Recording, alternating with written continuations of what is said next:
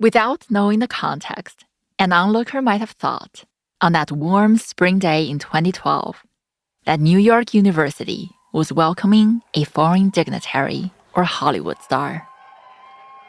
A white van pulls up in front of a university building. Chen Guangcheng steps out. A moment of jubilation and liberation for the blind human rights activist Chen Guangcheng. A New York moment too, with flashbulbs and well-wishers and their wholehearted support. Less than a week ago, Guangcheng was still at a hospital in Beijing, getting treatment for the bones he broke in his foot while escaping house arrest. From his hospital room surrounded by Chinese police, he dialed into a congressional hearing and expressed his wishes to come to the U.S. Now, still on crutches, he set foot on American soil. It takes him a moment to steady himself. A man breaks out of the crowd and rushes forward to shake Guangcheng's hand. It's Republican Congressman Chris Smith, who convened the hearing Guangcheng spoke at by phone. Professor Jerry Cohen, who helped make the arrangements for Guangcheng to come to NYU, is there too. While Guangcheng's wife Wei Jing and Congressman Smith look on from the side, it's Jerry who stands beside Guangcheng in front of the cameras and the microphones. I will say a few simple words to everyone here. Ma'am, when you translate, speak into the microphone, please. He looks at him admiringly as Guangcheng addresses the crowd through an interpreter. After much turbulence, I have come out of Shandong. This is thanks to the assistance of many friends. Watching the scene reminds me of my own arrival to the United States in 2009. A Chinese schoolmate picked me up at the airport and drove me down to the University of Chicago campus. My flight was delayed, and O'Hare felt like a maze. It took me a good while to find my schoolmate. On the way to Hyde Park, he tried to comfort me by saying that it's not possible to get lost in Chicago. You just need to remember that the lake is to the east. I looked out the car window and tried to visualize a neatly aligned grid. But all I saw was the darkness of night. I was overwhelmed, and my arrival was normal and uneventful. Guangcheng's was quite the opposite. And it is a great honor and blessing that we have him now in the United States. No shortage of support here in New York. But Chen Guangcheng says he needs a rest, and he's guaranteed a quieter life, even in this boisterous city. If one looks at the media coverage from this day, the tone is celebratory, as if the story has reached its happy conclusion. Guangcheng is on free soil now. He's welcomed, he is safe. He will live life as he wishes. But the reality is not a fairy tale. Just 1 year later, everything will fracture. The truth is, if you look closely beneath the pomp and fanfare, the cracks are already there. 我来到美国本身也就是一个认识美国的过程。The process of how I came to the U.S. was in itself a process for me of getting to know the U.S. I'm Yangyang Cheng. And I'm Alison Klayman, and this is episode 5 of Dissident at the Doorstep.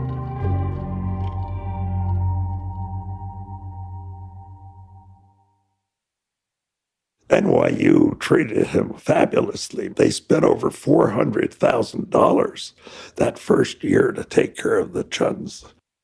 Jerry Cohen told us that when Guangcheng arrived in New York, the university set his family up with everything they needed to start their lives over in the U.S. And they had his own private security guard, and, they gave him a faculty apartment.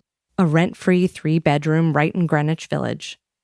Early on, Jerry was Guangcheng's closest advisor.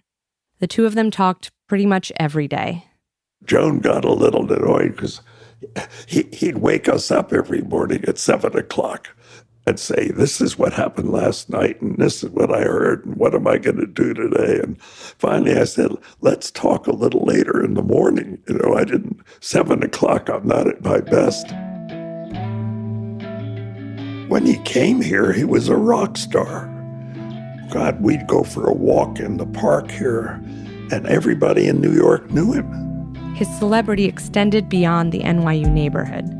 GQ magazine named him the 2012 Rebel of the Year. In the photo, he's wearing his signature sunglasses and a sleek dark outfit. A long red scarf around his neck billows in the wind. Anderson Cooper interviewed him for CNN. You say it's natural to want to speak out against evil, but many people remain silent. Why do you think you must be very courageous? I only felt it was natural reaction. And radio personalities like Brian Lair invited Guangcheng to their shows to talk about his new life in New York. So have you discovered any new foods in New York? New music in New York? Or new activities in New York? 怎么说呢？你喜欢印度菜吗？对，我怎么说呢？ I have discovered some new things. For example, in Indian restaurants, I've discovered mango lassi, which I really enjoy. Mango lassi is very New York. In all these interviews, of course, reporters wanted to hear about his escape. But he also remembers American journalists asking him big questions about one issue in particular. 他非常愿意听我对目前一些事情的一些看法。 They were very willing to listen to my views on current issues, like democracy and human rights. It's like they had been in a room full of flowers for so long, they stopped noticing the fragrance. 你为什么觉得民主那么好？ They thought there were many problems with democracy. They kept asking me, why do you think democracy is so good when we think it's so bad? It's such a great Chinese expression. 久居花时不觉香了. The idea that when you're so used to something, you may stop appreciating it or even just noticing its basic attributes. The saying is paired with a second line. If you stay in a room with pickled fish for too long, you stop noticing the stench.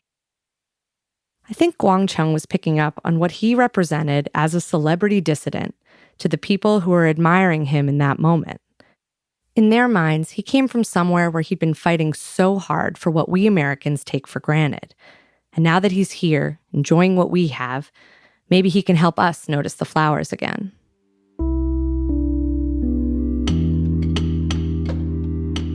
Besides interviews and academic lectures, Guangcheng also found himself on the Human Rights Awards circuit. He attended galas like the one where Colin and I first met him in person. At another event, Richard Gere presented him with a Human Rights Prize that had previously been given to the Dalai Lama. Long live the troublemakers. Long live the troublemakers. Long live the troublemakers.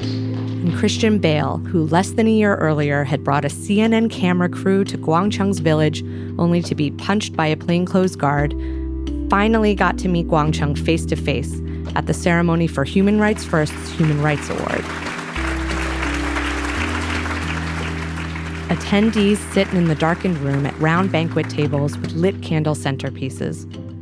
On the stage in front of them is Christian. He represents the people of China, the people that I met. The bright blue backdrop behind him has the organization's logo and tagline repeated over and over. Human rights first. American ideals, universal values. He slipped by these thugs. He climbed walls. He navigated fields and ditches and woods and journeyed hundreds of miles to make it to the US Embassy, all while keeping his shades on. Christian looks over at Guangcheng off stage as he says this next part. I may be naive, but I hope that one day that I can meet Guangcheng and his family back in their home in China, and we can walk the streets, and China's leaders will recognize what a national treasure they have in this man and how proud they should be of him. Guangcheng is helped onto the stage to receive the award. He feels around to embrace the actor and throws one arm around him. Christian reciprocates, but it's a little fumbly and awkward until the two eventually lock in a deep, long embrace. Guangcheng buries his head into Christian's right shoulder and begins sobbing. Christian puts his hand on Guangcheng's head.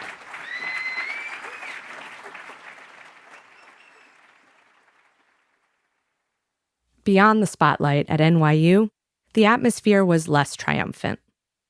Maddie Bekink was one of the people NYU engaged to help support Guangcheng when he arrived.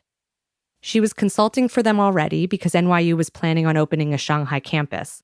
She'd lived in China for years and spoke fluent Mandarin. Maddie was also connected to people who played an important role in getting Guangcheng to the US. She knew Jerry Cohen and counted Harold Koh as a mentor. She'd interned at the State Department, and Chelsea Clinton was a close friend at Stanford. I was really felt as though I was going to meet and work with and support a kind of living legend to some extent, a hero. Tell me about arriving and meeting Guangcheng and first impressions. So I met him and his wife and his children, and it was quite warm and quite personable. And, he was still kind of recovering from some of his injuries at that time and still seeking treatment. And, my immediate concern was also just thinking, wow, this is a whole family that's landed and been so upended. And I need to do everything I can to support not just him, but them. Maddie felt like there was a lot to do. So in the summer, we found a Mandarin language camp to give the children an activity and help getting them acclimatized. But then I also designed a program where we hired graduate students to kind of offer what we kind of called life lessons. And it was kind of how to go to the grocery store and how to open a bank account and like really fundamental things, because it was just not something that obviously either Guangcheng or Weijing had ever had to deal with in their life. And English, of course. And I lined up this series of classes and activities. A lot of them were more for Weijing, Chen Guangcheng's wife, because she was the one at the end of the day who was kind of lifting the domestic or household burden. I wondered how Weijing felt as she went through the classes and activities Maddie and company had arranged for her. We wanted to interview her for the series, but she declined through Guangcheng. So when I first got there, they were ordering takeout every night. And of course, NYU was paying for everything. And it wasn't just, a question of expense, but it was also just like long-term and health-wise, you should probably learn to cook. So I think we even lined up cooking classes at some point. Guangcheng doesn't entirely agree with this version of events. He told us they weren't ordering takeout every night, that it was often lunch, and he wasn't the one doing the ordering. When Maddie attempted to connect Guangcheng with a local NGO that works with blind people, they discussed using a white cane. And that was one that at first he was very reticent and was not interested. And I may have been a little bit insulted almost, but it was not coming from a place of telling him how to live. It's just, if you want to live an independent life in the US, like these are the types of resources that, other blind individuals draw upon to enable independence. Maddie and her colleagues were looking to the future and imagining how Guangcheng would fare independently in the US without the resources of NYU behind him. But Guangcheng says he'd used a white cane before, and that he had more important things he wanted to do with his busy schedule, including recovering from a foot injury and everything else he'd been through during many years of abusive incarceration. I often wonder if, in this moment, he could have used more time and support to process the past. Maybe it was too soon to be preparing for what's next. Maddie began noticing that her interactions with Guangcheng came with a fair amount of friction. One of the things that I came to see in Guangcheng, which I think might be true a lot of Chinese human rights activists overall, is he had a really strong distrust of authority, any authority. And so it was perhaps inevitable, and I didn't realize it at the time, but I became the authority. Guangcheng was also spending time in the classroom. Jerry had tapped NYU law professor Frank Upham, who specialized in East Asia law and society, to give Guangcheng lessons on constitutional law and the American legal system. I know nothing about con law, but that's what I was teaching him, so I had to learn it, literally. Frank says he was not thrilled about giving up his summer, but he felt like he owed it to Jerry, so he agreed. When Colin got his PhD from Columbia, Frank was a reader on his dissertation committee. So Colin interviewed Frank, and he asked him what Guangcheng was like in the classroom. For a semester, Colin was also an affiliated scholar at the U.S. Asia Law Institute, where Frank and Jerry both worked. How was he as a student? I don't remember him being particularly responsive or questioning. There were no tests, of course, and so I don't think there's any way for me to evaluate. Was he interested in the subject? Well, he sat there for hours after hour, and there was some discussion going. I mean, I had a couple students there, and they spoke Chinese. That's why they were there. So I don't mean that he just sat there and daydreamed. I think there was exchange. He was not a sophisticated person. He was an incredibly idealistic and determined and courageous person. But he's not a pleasant human being. He was disrespectful, impatient doesn't capture it, dismissive of the people around him, including his wife, and people who were just there to help him. I don't remember, and he could have done this, and I don't remember ever thanking anybody. He certainly never thanked me, that I remember. Frank's point about a lack of gratitude was one thing, but he says that it was the time he spent with Guangcheng outside of the classroom, with his family, that really concerned him. I would be in their apartment at times, and it wasn't a pleasant scene. Can you say more about that? He would strike out, wave his arms around, and he didn't care if he hit people. And I don't know whether he was trying to hit people or, he's blind. So, and he would do it too often to be dismissed as not a problem. It was a problem. We asked Maddie if she ever noticed this thing Frank described. She said Guangcheng would often speak effusively and would be very animated. She didn't think he was doing it out of malice, but she also got the sense that he wasn't thinking a lot about other people's comfort. We also asked Guangcheng about it. He called it nonsense. There were a number of ethnic Chinese students and research assistants who were very close to Guangcheng and his family at the time. Some of them sat in classes with Guangcheng and helped translate. They also helped Wei Jing with laundry and groceries. We reached out to a couple of them, but they would not speak to us on the record. In truth, Guangcheng left a bad impression on other folks too. Not just other people at NYU, also people from the State Department who had a part in handling Guangcheng's arrival at the embassy and deal to come to America. Several people declined to do a recorded interview with us because they basically said Guangcheng was an asshole. Jerry, who was not involved in Guangcheng's day-to-day support the same way Maddie and Frank were, was surprised. What surprised me was none of the people in my group in there were a very nice group of people. None of them liked Guangcheng. They disliked him. And I don't know why, but I think he gave them the impression that they were all there to serve him. And it wasn't collegial. What strikes me is how personal it still feels for everyone we talk to, including Frank. Giving up their summers, getting him an apartment in the village, letting his family order takeout on NYU's tab. I think the NYU folks wanted Guangcheng to appreciate these gestures, to show them how grateful he was for all they had done. Looking back, Frank struck a philosophical note when thinking about how he saw Guangcheng. I think to change unfair social structures, you have to break stuff. And breaking stuff harms innocent people. Chen Guangcheng was out to change stuff, to break stuff. And I don't think if he had been a normal person, he could have done that. Ali and Colin conducted interviews with Frank and Maddie. Listening to the tapes was not easy for me, to put it mildly. For someone like Guangcheng, who had always tried to chart his own course in defiance of social expectations, I can picture how disempowering it must have been to land in the new country with a young family, not knowing the language, and relying entirely on other people's goodwill to navigate even the basic necessities of life. This is a man who had endured years of torture, and uprooted his entire life, as well as that of his immediate families, effectively overnight.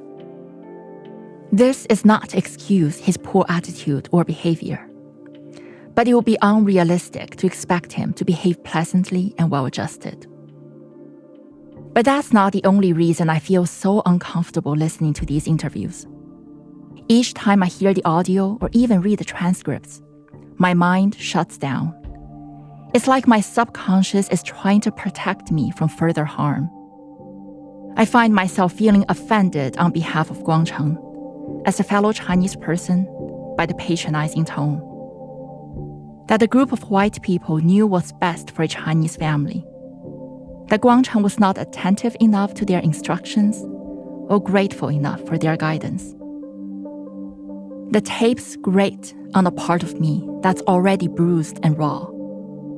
I'm reminded of the many times I've been on the receiving end of such white entitlement, a savior complex. But have you considered, I want to say, maybe I'm not you and do not want to be you. I simply want to be. Then I feel bad for projecting my own experiences onto people I do not know, for being so harsh and judgmental. These are well-meaning individuals facing an impossibly difficult situation and trying their best to navigate. There were clearly a lot of early challenges in Guangcheng's relationship with the university. A lack of trust on one side, and a feeling of lack of gratitude on the other. But Maddie and Jerry began to suspect that there were other people in Guangcheng's orbit exacerbating the situation. Take, for example, Guangcheng's book deal. Jerry himself helped with the negotiations. I worked hard to get that book published. I sat there for days negotiating with the various publishers to see how much of an advance we could get. So all we could get was, I think, $540,000 out of it. And I was disappointed. I was going for $1 million. The book deal was important to the NYU folks. Maddie says it was part of their strategy for helping Guangcheng build a nest egg for his life in America. The most powerful tool you have right now is your story, your escape story. And so early on, we'd said, you need to not tell that to anybody because, you need to still try and build a life yourself in this country. And we did, work very hard to negotiate a book deal. We got an excellent publisher. The terms that we got were very favorable, on par with very serious, famous political figures in the US.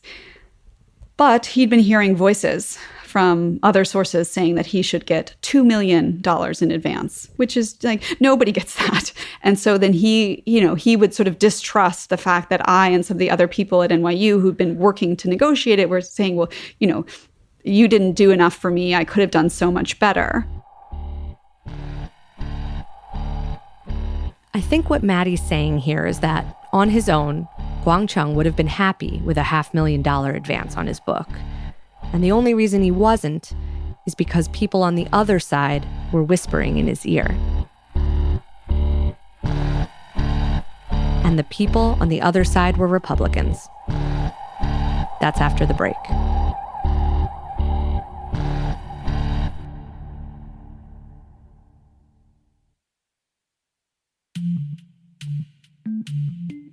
As we heard in the last episode, Danny Russell, who served on the National Security Council in the Obama administration, called Bob Fu a selfish, manipulative zealot for the role he played in Guangcheng's final days in China.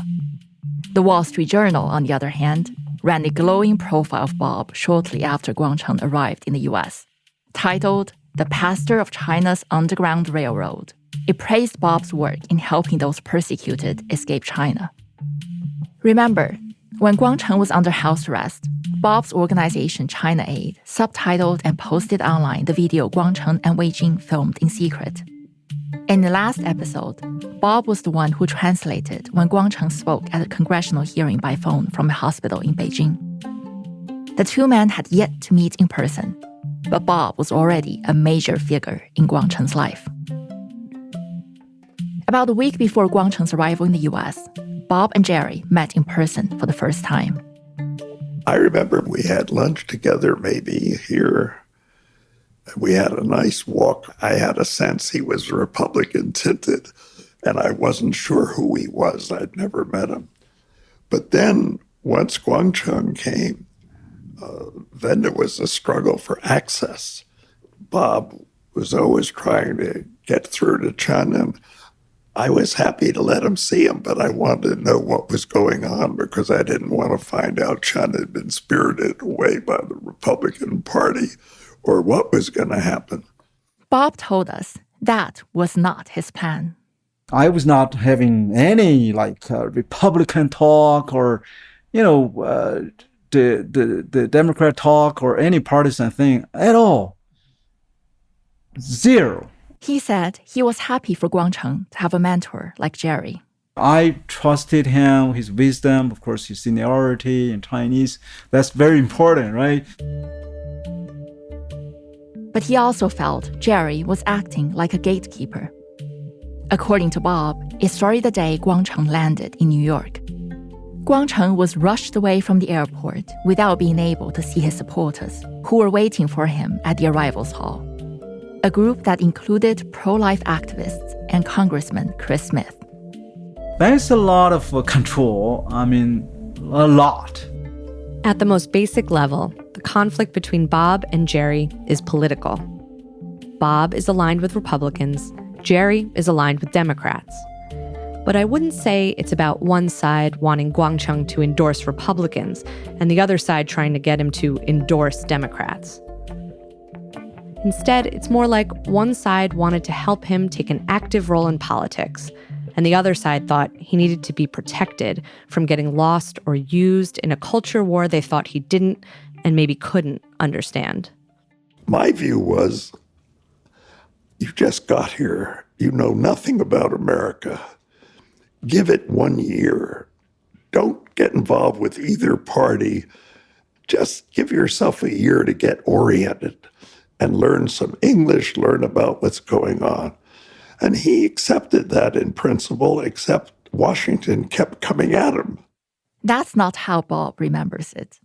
He says Guangcheng never signed off on Jerry's plan for him. So it seems other people knows best interest for him to make a decision for him. And he was not in agreement. He didn't like it. He felt like, he expressed his feelings, that he felt that he's controlled, almost like losing freedom again in the U.S. soil.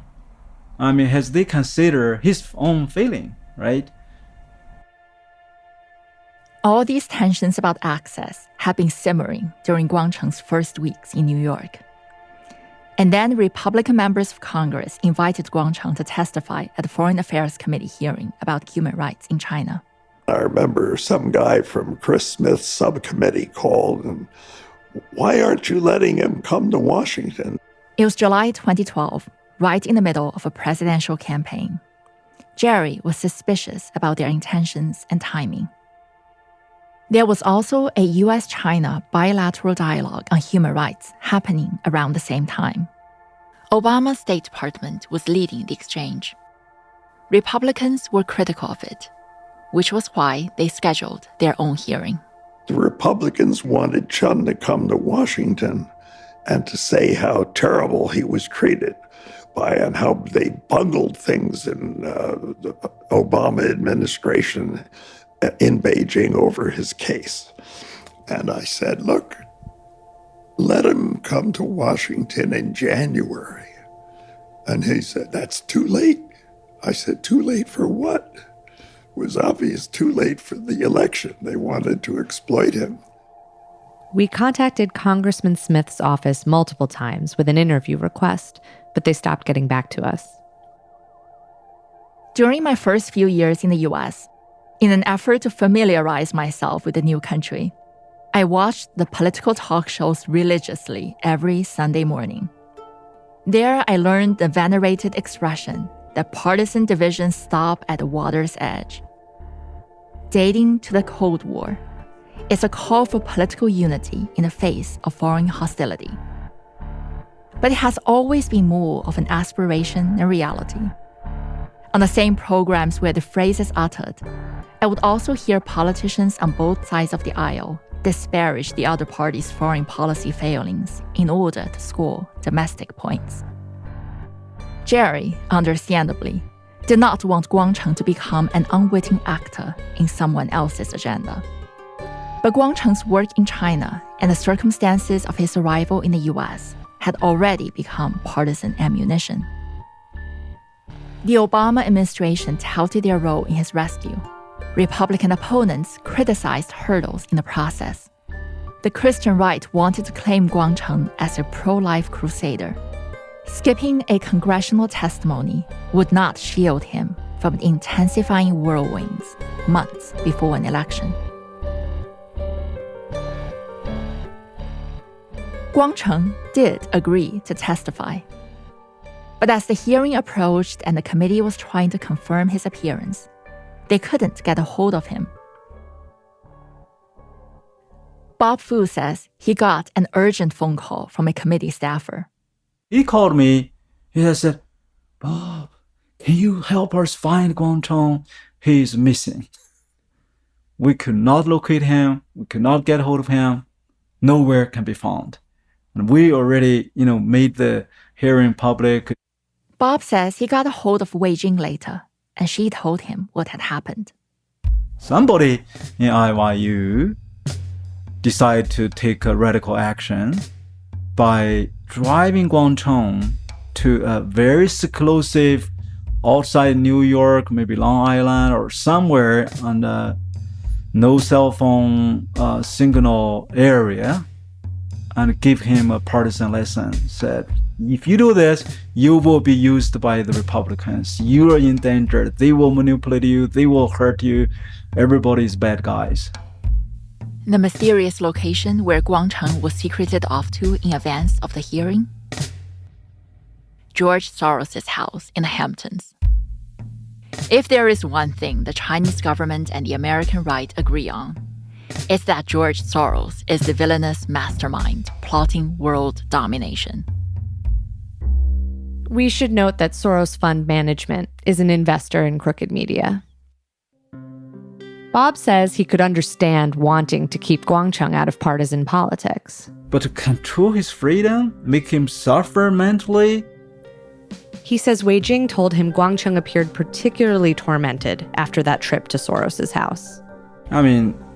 She described Guangcheng 望着天花板 出大汗 pale-faced and staring on the ceiling, wet with sweat, agonizing, like he was under tremendous pressure, but he was forced to quit, and basically, no show. We asked Jerry what he thought about Bob's accusation that the Hamptons outing was a way to force Guangcheng to cancel the DC testimony. Nonsense. It's the first time I heard there was a conflict. The Hamptons trip was because George Soros invited us. George gave us a contribution to help with the expenses for Chen. So we were there, and we would have gone there whatever was going on. And Guangcheng was thrilled. And it was an unusual experience. In fact, it included my son Ethan tried to get him to play tennis. During our interviews with Guangcheng, he also brought up this whole saga of how he missed the opportunity to testify in DC. 他们就邀请我去参加一个听证会，要谈中国的人权状况。 They invited me to this hearing to talk about the human rights situation in China. Once I accepted the invitation, they were terrified. 当时杰伦·科恩也在我面前说：“啊，你要去，中国政府就不来了。” Jerry Cohen also said to me, "If you go, the Chinese government will not come." 就这样的态度。 That was their attitude. They put the pressure on me to rescind my decision. They said, either you cancel it or you go by yourself. Either way, we're not going to go with you. You figure it out. We emailed Jerry for a response. He said he found Guangcheng's statement puzzling and confused. Jerry could not recall any human rights dialogue that July. Guangcheng also believed the Obama administration was limiting press access to him. I did not understand how the Obama administration could control who Guangcheng speaks to. Guangcheng claimed the White House was doing so through NYU. He pointed to a PR person NYU had hired to help him, Matt Dorff. He came from a firm that worked on liberal causes and had worked to help elect President Obama. Matt was involved in Guangcheng's stay at NYU from the very beginning. But I still could not figure out why the Obama administration would even be concerned with Guangcheng's schedule at NYU, let alone meddle with it. So I asked him. 因为是大选年嘛 Because it was an election year, and I had done work on forced sterilization and abortion. This was a very, very hot topic in the US at the time. They really, really did not want me to talk about this issue and influence the election. That was the real reason. We spoke with Matt Dorff, the PR person hired by NYU, about Guangcheng's claim. Matt said he did not recall any interference or control from the Obama administration. He told us he passed along every press request to Guangcheng for him to decide what he wanted to do. There were a lot in the beginning, but interest faded as time went on. He pointed out that Guangcheng was on the front page of the New York Times the week he arrived in the US. The next week, he wasn't.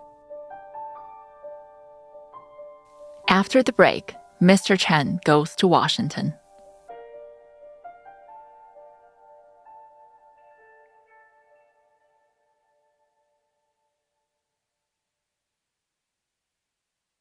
Like many of these stories, it's hard to get to the bottom of what happened on that trip to the Hamptons. Maddie and Jerry and others we spoke to from NYU insisted they did not want to control Guangcheng. But in practice, it looked like they were trying to control him. It does seem like NYU understood how upset Guangcheng was at this point, because just a week after the human rights bilateral dialogue, they helped facilitate a trip for him to go to Washington, D.C. to meet with lawmakers and talk about his human rights work. We reached out to NYU's public relations for comment, but they did not respond.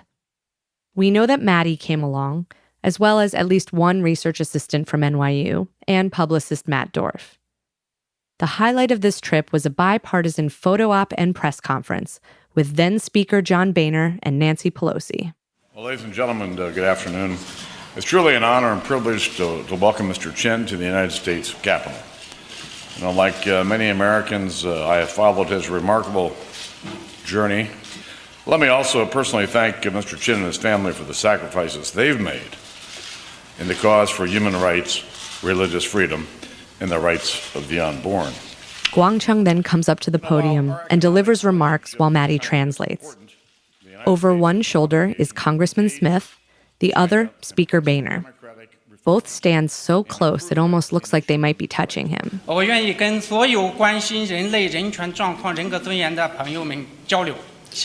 I am very happy to have the opportunity, and I am pleased and would welcome the opportunity to exchange and dialogue with all people who support human rights and pay attention to these issues. Thank you very much. As he finishes, Guangcheng breaks into a big smile. Congressman Smith says something and pats him on the back. It's so tight around the podium that Guangcheng can only nuzzle in between Smith and Boehner, so they're squeezed together shoulder to shoulder as Pelosi steps up to the mic. I don't often say this, Mr. Speaker, but I do wish to associate myself with your remarks because I thought, I think that you said very well all that our country stands for in our relationships with other countries and in relationship to Mr. Chen. Pelosi paying Boehner a compliment plays like such a laugh line, but actually this moment really underscores how both Democrats and Republicans are clamoring to associate publicly with Guangcheng. Pelosi doesn't comment on Boehner's reference to the rights of the unborn. She seems happy to be part of this bipartisan moment. Up at the podium with Boehner and Pelosi, Guangcheng is being celebrated for his activism in China. But the human rights condition in China, or even Guangcheng himself, is only a backdrop to the real hero in this story: the righteousness of the United States. The praises heaped on Guangcheng are ultimately self-congratulatory.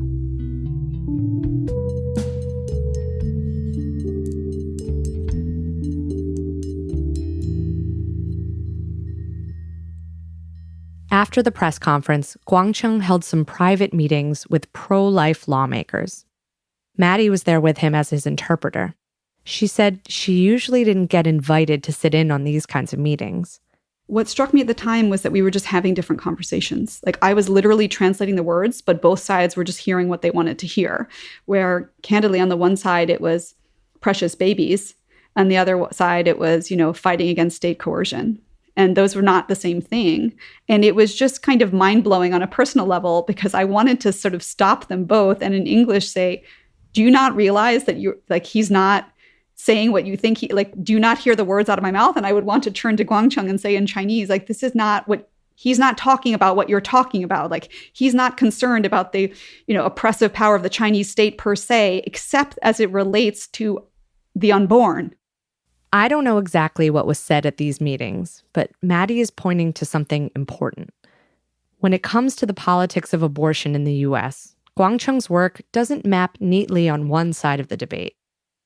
Fighting government-sponsored forced abortions and sterilizations could be seen as a great example for pro-choice advocates about how government control in the arena of reproductive health is a bad thing.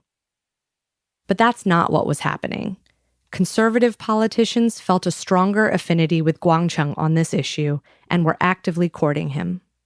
We all can be capable of kind of hearing what we want to hear. Even if we think we're having a conversation, we might not be. Maddie thought what was happening might have been lost on Guangcheng. But it seems more likely to me that he just wasn't bothered by their pro-life stance. As the evening approached, Guangcheng, Maddie, and a couple others headed to Union Station to take the train back to New York. The day seemed like a big success. Then a standoff happened at the train station. Guangcheng and Maddie gave completely different accounts of this episode. The common denominator is distrust. 结束以后，我原来就说长期关注我的一些朋友在华盛顿嘛。 Some journalist friends who had been paying attention to me for a very long time, they were in D.C. So we planned to meet up after the visit to Capitol Hill. The schedule allowed it. Our train was at 7, and the congressional business concluded shortly after 4. So I said, we could get together, have dinner, and head to the train station after 6. It's perfect. Then she said to me, well, there's so many buildings around the Capitol, your friends will have a hard time finding you. So let's go to the train station. You just stand at the entrance of the train station, tell your friends to go there, and then you can meet up, because it's easier to find. So I believed her. I chose to believe her. We got to the entrance of the train station, and I said, we're at the entrance, let's wait here. And then she said, oh, let's wait inside. We can find a place to sit and wait. We don't have to stand by the entrance, But I had already told my friends I would be at the entrance. If I went inside, how could my friends find me? Actually, I had already sensed something was wrong, but I wanted to see what kind of tricks they could play. Maddie tells this story totally differently. It became apparent that it looked as though Guangcheng had made a plan to go protest outside the Chinese embassy in D.C., which of course would have had to involve losing me somehow in Union Station, and that he'd arranged with somebody to be picked up and taken there. And so we ended up having this kind of showdown in Union Station where I said, Guangcheng, you can't do this. You can't leave me. You can't do this. I'm also not going to be fast chasing you. I'm very pregnant, but we have to catch our train. To Guangcheng, this was all a sneaky attempt to control him, and unreasonable. All he wanted to do was meet friends for dinner who were already at a restaurant holding a table for him. 就是吃个饭，你说有什么？你何必吓成这个样子？ It's just a dinner with my friends. What's the big deal? Why do you have to be so scared? 哎呀，说你不要这样，我们累了一天了，不是整个世界都是围着你一个人转的。 Don't be like this. We are all tired after a long day. The world doesn't revolve around you.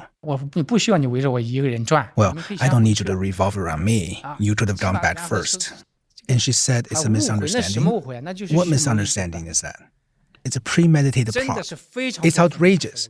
To be honest, I was helping them save face. If I had revealed what they did at the time, they would have been very embarrassed. Under those circumstances, they would have been very, very embarrassed. They were violating the laws of the United States, illegally restricting my freedom. It's easy for me to imagine how I would feel being pregnant and on a work trip on a hot August day in DC. I'd also probably want to sit in the AC and not miss my scheduled train to get home. But when Maddie was telling this story, she said something that hinted at another motivation behind her actions. Part of my role was, yes, supporting him, but also kind of protecting U.S.-China relations in some sense. You know, like the State Department wanted to make sure we didn't have another big incident because of this one individual. And maybe that sounds too grandiose, protecting U.S.-China relations, but it would have been very bad, I think, overall for the bilateral relationship had he shown up outside the embassy to protest. Was it something actually spoken when you say you were sort of asked for him not to do that? Was someone actually, communicating what you said? It was more that I actually, to be fair, it was more that I took it upon myself. Like nobody said, like, don't let him go protest. But I realized that was happening. And I just thought, like, I need to, if part of my role is to try and, because part of the reason I was brought over too is because the State Department knows me and trusted me to kind of exercise good judgment about how to help him navigate in the U.S. And good judgment is not protesting outside the Chinese embassy within 2 months of arrival, basically. Guangcheng is someone who risked his life on countless occasions to speak out against the Chinese state. If Maddie felt her role was to protect bilateral relations, I think it's obvious Guangcheng was not going to be on the same page. Besides, Guangcheng says he was just planning to go to dinner with friends.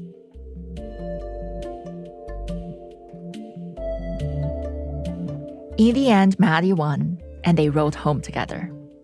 He was very upset with me, and the train ride back to New York and getting on the train was not our happiest time, I will say. But, we survived, our relationship recovered. He was disappointed, but he got over it. When Guangcheng spoke to us, it did not seem like he got over it. 这个情况是我一直非常愤怒。我后来回去我也没提这个事。我本来以为就是说 I was very angry about this, but I didn't mention it when I got back. I thought NYU must have known, because Maddie certainly had to report it when we got back.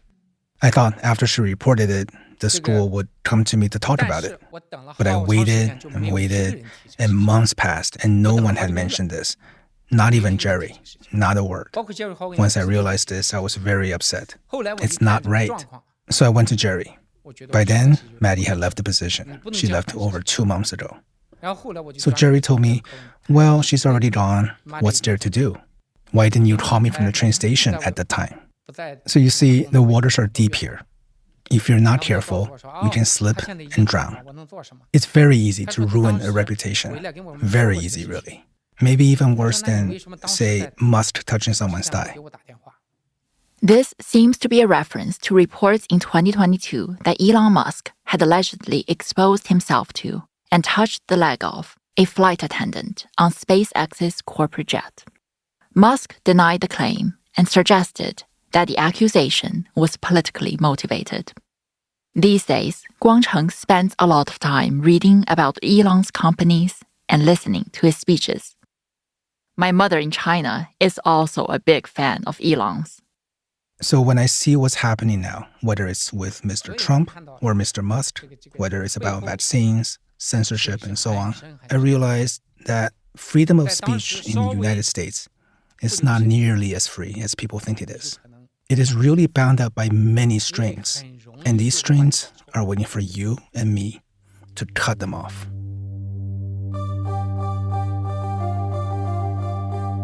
Next time on Dissident at the Doorstep, cutting off those strings.